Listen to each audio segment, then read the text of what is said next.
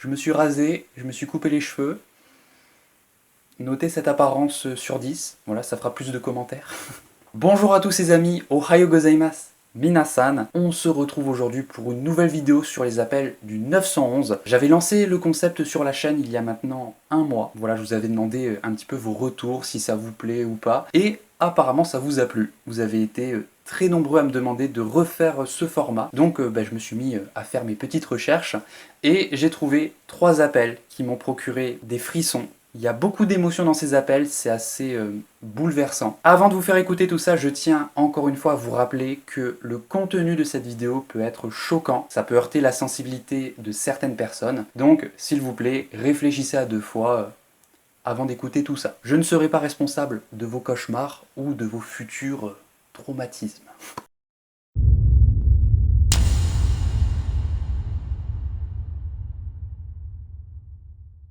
Le premier appel que je vais vous faire écouter a été passé par un petit garçon de 7 ans qui s'appelle Carlo. Il y a un matin où il était en train de se préparer avec ses parents pour la journée qui allait suivre. Voilà, ils étaient tous dans leur maison et d'un seul coup, il y a 3 cambrioleurs armés qui se sont introduits dans leur maison. Ils sont passés par la porte d'entrée. Les 3 cambrioleurs se sont mis à pointer leurs armes à feu sur les parents. Ils les ont du coup menacés. Ils leur ont demandé de lever les mains en l'air et de baisser la tête. Il y a eu beaucoup de bruit. Et du coup, pendant ce boucan, on va dire, eh bien Carlo est passé un petit peu inaperçu. Il a attrapé sa petite sœur de 6 ans, il s'est précipité dans la salle de bain, il a fermé la porte à clé et il a appelé le 911. C'est quelque chose que sa mère lui a dit de faire en cas d'urgence. Elle lui a appris à se servir de tous les téléphones de la maison. Elle lui a dit le numéro qu'il devait appeler dans le cas où une telle situation arriverait. Et elle lui avait également montré où est-ce qu'il pouvait se cacher. Donc en fait, il a tout simplement appliqué ce que sa mère lui a appris. Et du coup, je vais vous faire écouter cet appel. 911, teacher emergency. There's some call. There's some guys. They're gonna kill my mom and dad. Can you come? What happened? Where are you at? North Rock, California. Okay, what's your name, sweetie? What's your name? Carlos, I'm the Carlos? Yeah. How old are you, Carlos? Good. How old are you, hon? How old are you? Can you come really fast, please? Okay, tell me what happened.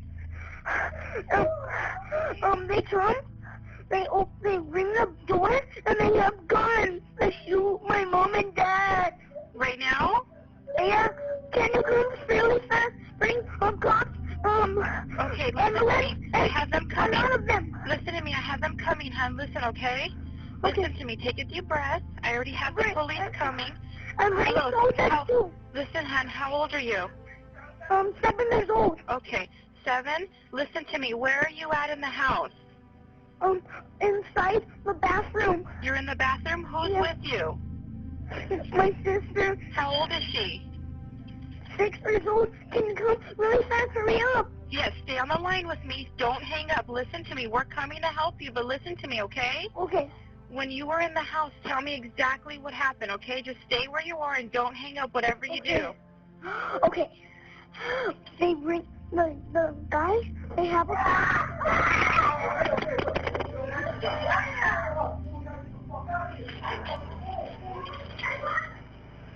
Hey, we need deputy now. We have a home invasion, and he's saying that they shot the mom and the dad, and the 7-year-old was screaming 911 in the phone. Yes, but they just broke into the bathroom and took the kids. Quand j'ai entendu le petit garçon crier, j'avais les larmes aux yeux, franchement j'ai eu des frissons à ce moment-là, il est horrible ce moment. Du coup ce qui s'est passé, c'est qu'à un moment donné, eh bien certainement que les cambrioleurs ont entendu la voix de Carlo. Donc ils sont allés voir au niveau de la salle de bain, ils ont vu que la porte était fermée à clé, donc ils ont forcé la porte et à ce moment-là, eh bien ils ont vu le petit garçon qui était au téléphone. Ils l'ont attrapé et ils lui ont demandé eh bien avec qui il était au téléphone. Carlo leur a répondu la police. En entendant ça, les 3 hommes ont de suite paniqué. Dans l'audio, on peut entendre l'un des gars dire « Il faut qu'on se casse d'ici, maintenant !»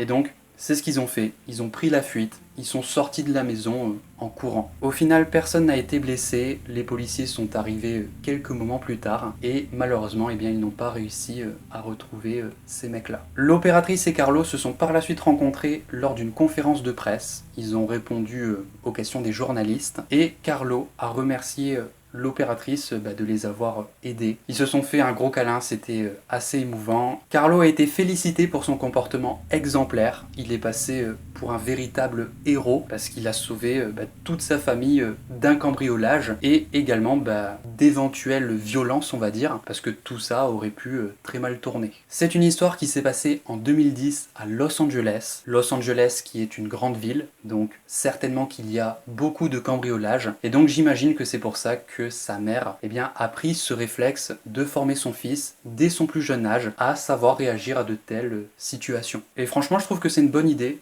on devrait prendre exemple.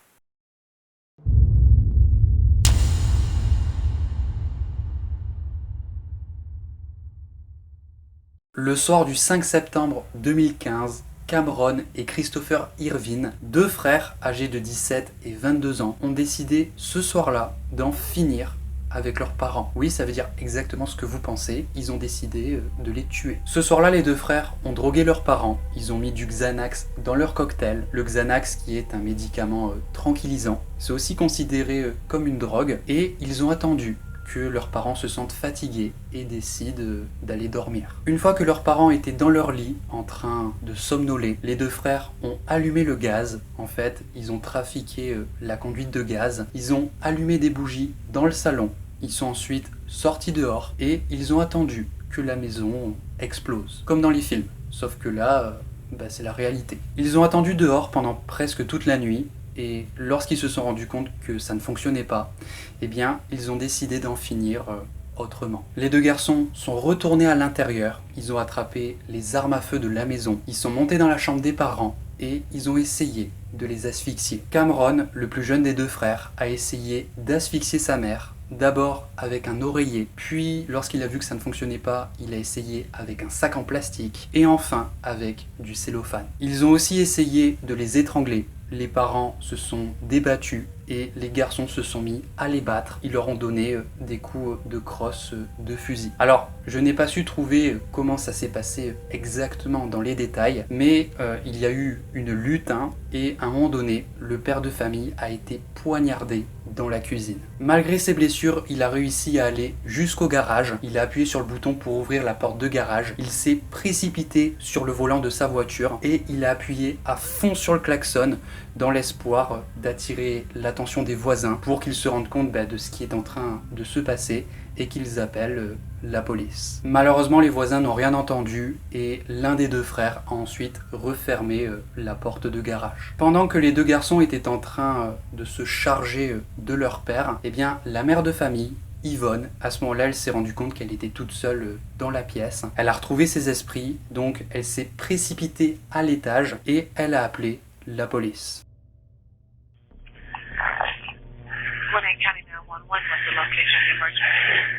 Yes, please send someone to the house. My children are trying to kill me. What's your address, ma'am? 3061 Forbes Trail, Snellville. Okay, what do you mean that your children are trying to kill you? They've attacked me and my husband. They drugged us with Xanax. They've attacked us and they're trying to kill us. Okay, so phone it. My husband has distracted them and I was just able to get to the phone. Please hurry. Just down the phone with me, okay? Please. Now you said your husband has restrained them? He's distracted them so I could get to the phone. Please hurry, please. Just down the phone with me. How old are the children? They're 22 and 17. Please. Okay, how did they try and kill you, ma'am? They're trying to strangle us and shoot us, and they put Xanax in our food, and they thought we were asleep. They tried to attack us. They beat me up. They beat him up. They're trying to kill us. Please. Okay, children are 17 and 22? Yes. Okay. Please hurry. Please hurry. Okay. And where are they at now, ma'am? They're in the house. They're trying to attack my husband. He's made it to the garage and just trying to blow the horn to distract, get our neighbors' attention. And I was able to get up to the phone and call you. But please hurry, please. All right, ma'am. Now, what's your name? Yvonne Irvin. Yvonne Irvin? Yes. Okay. Yes. Please, please. Is they still blowing the horn? He's in the garage, just trying to. He was able to get away from him. He's just trying to do what he can to get attention to the house. But please, they strangled me and beat me. They strangled you and beat you? Yes. Yes. Their names are Chris and Cameron Irvin. Their name are what? Chris and Cameron Irvin. 17 and 22 years old. Okay. Please send someone out as quick as possible, please. They're on their way, ma'am, okay? You're just down the phone with me. Are you in your room? Yes, I am, but I don't know if they're going to find me. What room are you in? I'm in my top upstairs bedroom. And the children are still in the garage? Yes, they're trying to attack my husband. I don't know. Do you hear what's going They on? have a shotgun. We have a shotgun and a pistol in the house, and I can't find my pistol, so I'm assuming they've taken it, and they have his shotgun. So I don't know if they're going to plan on shooting him or not, but please hurry. Okay.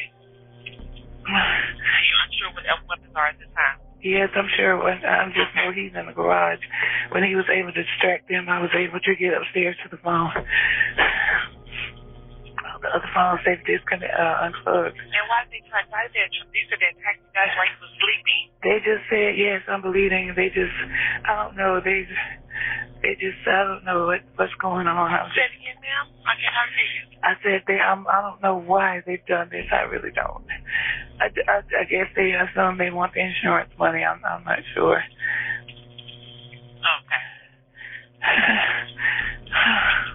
And do you see your husband now, ma'am? No, I don't. All I know is he's in the garage and he was screaming. He was trying to blow the horn just to get attention to hopefully our neighbors. Okay. But please hurry, please. They're on their way, ma'am. I need you to lock your door. Your bedroom door. But they'll probably be able to get in. Okay, but make sure you lock the door, okay? Okay, I will. And so the children woke you up while you were asleep. Yes. I I heard them say that they put Xanax in our drinks. That's why we were so sleepy. We didn't understand why we were so sleepy. But that's why. How you know Xanax? Because that's what they said after they started attacking us. That's what they said. Okay. Please hurry, please. All right, they're on their way, okay? Okay. Would like to be on the phone with you, ma'am? Sure you can. Let me try and lock my bedroom door. Yeah, I want you to lock your door, okay? I just heard them say, where did Mom go? They headed upstairs now.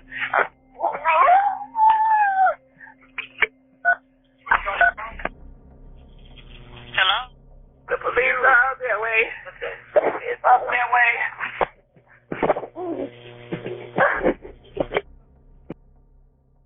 Lorsque les deux garçons se sont rendus compte que leur mère était au téléphone avec la police, ils lui ont arraché le téléphone des mains et ils se sont mis à la battre. Elle a ensuite senti un liquide et de la chaleur sur sa jambe, comme s'ils essayaient de la brûler. Lorsque les policiers sont arrivés, ils ont vu le père sortir du garage, il s'est effondré sur le sol, les policiers l'ont mis en sécurité, ils sont ensuite rentrés dans le garage et ils ont assisté à une véritable scène d'horreur. Il y avait des éclaboussures de sang du sol au plafond. Sur le volant de la voiture, il y avait des empreintes de mains ensanglantées et également des traces de pas qui menait jusqu'à la cuisine. Les garçons ont été arrêtés, Yvonne et son mari ont été envoyés à l'hôpital et la bonne nouvelle c'est qu'ils ont tous les deux survécu à l'attaque. Cameron et Christopher ont été interrogés séparément. Christopher a dit aux policiers qu'ils avaient prévu de faire exploser la maison pour ensuite recommencer une nouvelle vie. Et Cameron, lui, il n'avait pas du tout la même version. Il a dit aux policiers qu'il avait agi seul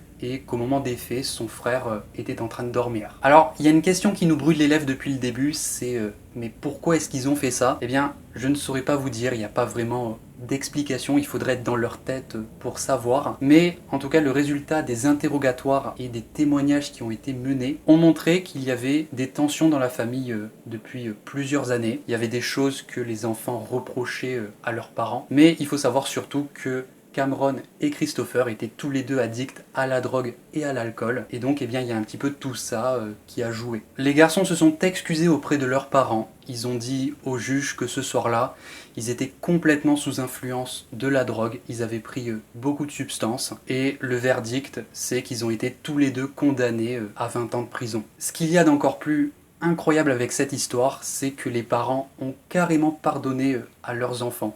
Ne me demandez pas pourquoi, j'en sais rien. Yvonne, la mère, a carrément écrit une lettre au juge en expliquant que ce soir-là, ce n'étaient pas les fils qu'elle avait élevés. Elle a expliqué qu'elle a eu l'impression qu'elle avait affaire à d'autres personnes parce qu'ils avaient un regard complètement vide. Elle a expliqué qu'elle pense que la drogue était derrière tout ça. Ce deuxième appel est la raison pour laquelle je ne veux pas d'enfants. T'imagines, tu fais des enfants et plus tard, quand ils sont grands, ils ont envie de te tuer. Non, c'est pas pour moi ça.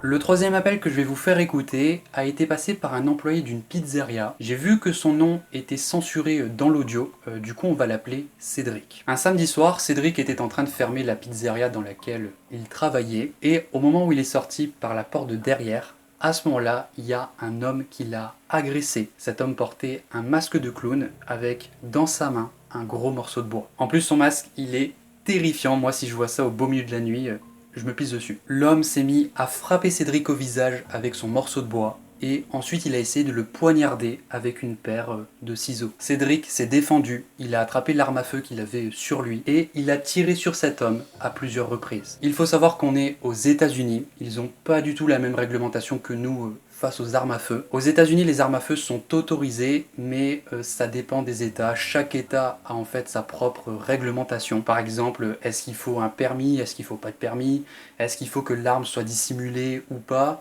C'est un vrai débat. Une fois que l'homme était à terre, Cédric a immédiatement attrapé son téléphone portable et il a appelé le 911.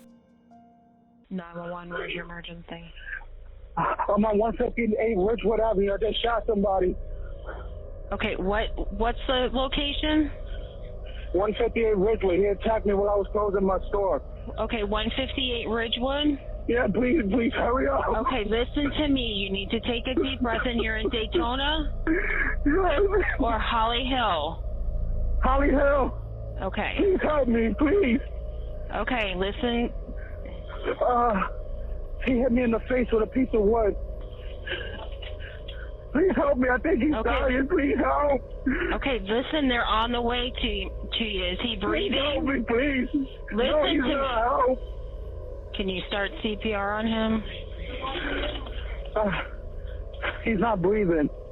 Okay. I don't want to get close to him. He tried to stab me with a pair of scissors. Hit me in the face with a big piece of wood. Okay, listen to me. The police and the fire department. Listen, calm down. What's your name? No, I can't. What is your name? Listen. That's for me, okay? Oh my God.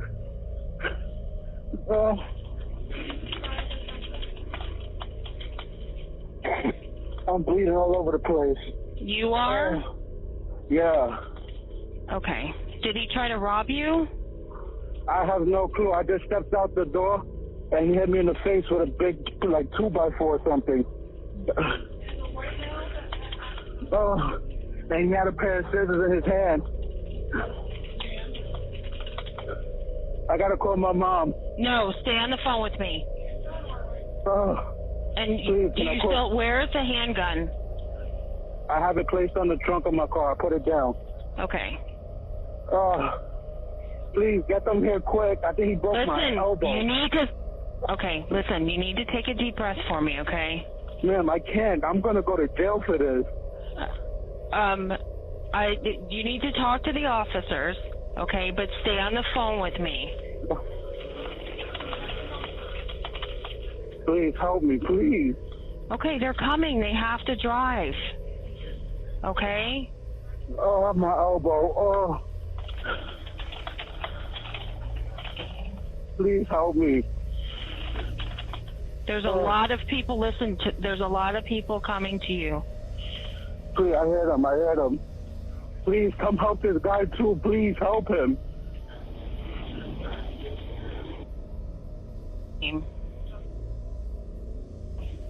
Oh, I got my All right, hands the up. police are there, okay? Yeah, I got my hands up. Okay. I came out and he hit me in the face with that wood and I shot him. I don't want to go to jail, man. All right. All right, hang up. Hang up. I put it down. Yeah. L'agresseur était Jesse Coggins, il avait des antécédents criminels. Il a été accusé pour kidnapping et agression d'un enfant de moins de 12 ans. Et il a aussi été inculpé d'une tentative de vol avec une arme mortelle. Jesse Coggins a été transféré à l'hôpital et il a été déclaré mort. Cédric a été soigné de ses blessures et il n'a reçu aucune peine pour ses actes parce que c'était de la légitime défense. Ça va, je vous ai pas perdu? Vous êtes toujours là? Non, parce que c'est vrai que je comprends que c'est beaucoup plus hard que les threads, parce que là on a des audios, c'est plus immersif tout ça. Du coup voilà, c'est la fin de cette vidéo sur les appels du 911. J'espère que ça vous a plu. J'aimerais bien avoir vos petits retours dans les commentaires. Dites-moi ce que vous avez pensé de tout ça. Et sur ce les amis, eh bien, je vous fais plein de bisous. Je vous dis bonne soirée et à la prochaine. Allez, ciao!